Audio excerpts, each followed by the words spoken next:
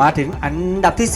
15 เราเดินทางไปยังชายฝั่งทะเลดำทางตะวันออกเฉียงเหนือของตุรกีเพื่อพบกับ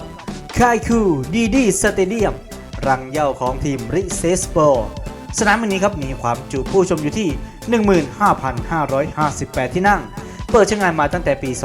2009 ถือเป็นหนึ่งในสนามที่ทันสมัยในกลุ่มสนามความจุระดับกลางของลีกสิ่งก่อสร้างนี้ตั้งอยู่ใกล้กับทะเลมากจนคุณแทบจะได้กลิ่นไอเค็มของน้ำทะเลขณะชมเกมจุดขายที่น่าสนใจของคายคูดีดีสตาดิมูคือ